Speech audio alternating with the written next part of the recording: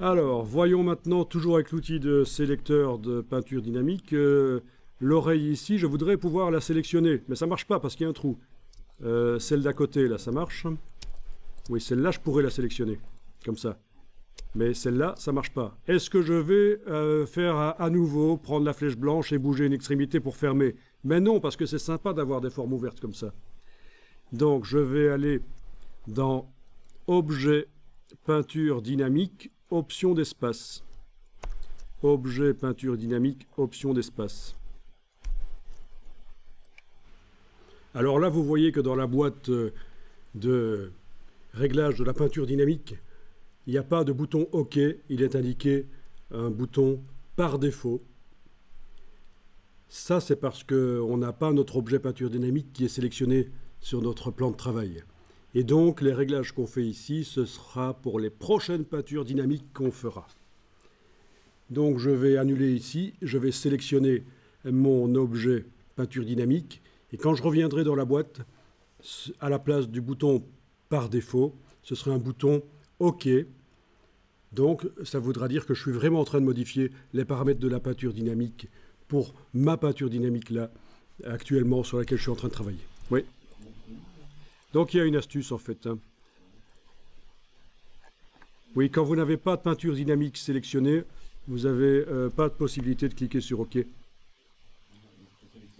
Il faut il faut sélectionner quelque chose, une peinture dynamique avec la flèche noire comme ça, et le même endroit, objet peinture dynamique, option d'espace, vous met à la place de par défaut, vous met maintenant OK.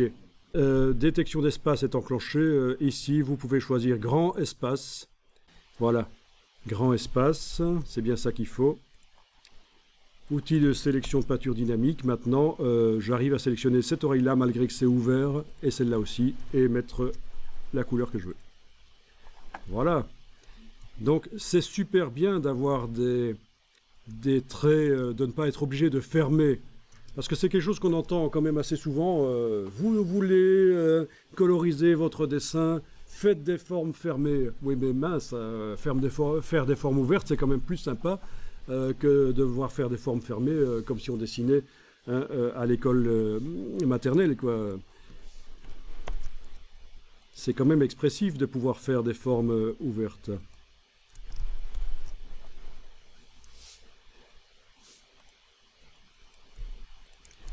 Bon, ça c'est vraiment génial pour dessiner des dessins euh, qui présentent des difficultés qui sont vraiment difficiles. Je vous dis, avant, dans Illustrator, il y a 10 ans, faire ça, c'était impensable.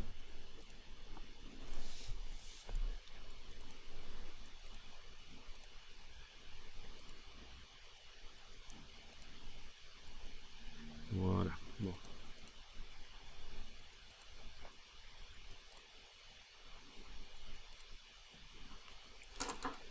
Ok.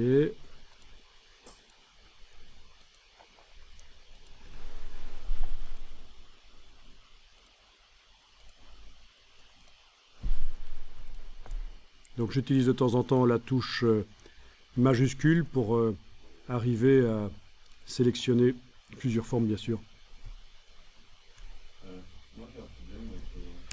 Donc bien vu, tu n'arrivais pas à sélectionner la forme là parce que chez toi, la peinture dynamique était en grand espace en fait. Tu as dû repasser en moyen en fait. Ouais. Objet, peinture dynamique, option d'espace. Tu as dû repasser ici en moyen. OK. Pour arriver à sélectionner la forme, le museau. Là. Sinon c'était trop grossier. Et chez moi, si je fais moyen, ça marche pas. Il voit pas le museau. Donc je vais faire objet, peinture dynamique, option d'espace, grand. OK. Là, il voit le museau. Alors faites attention à ne pas cliquer sur les traits noirs, parce qu'en fait, on ne veut pas les modifier. Mais on peut aussi faire la peinture dynamique sur des traits, mais dans ce cas-ci, on ne veut pas la modifier. En fait, je pense que c'est pas ce qu'on veut.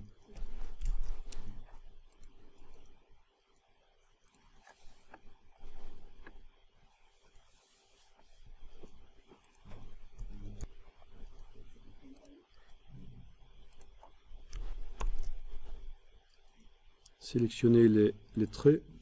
Ça marche chez vous quand vous sélectionnez les traits? Oui. Là, on arrive à mettre de la couleur.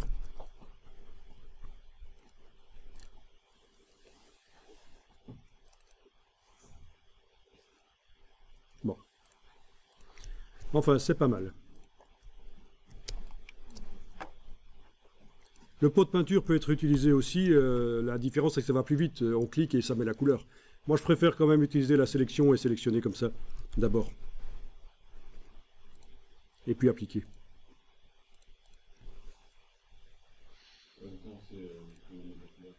Ouais, voilà, c'est un choix. Ouais, il y a du moiré. Hein, ouais.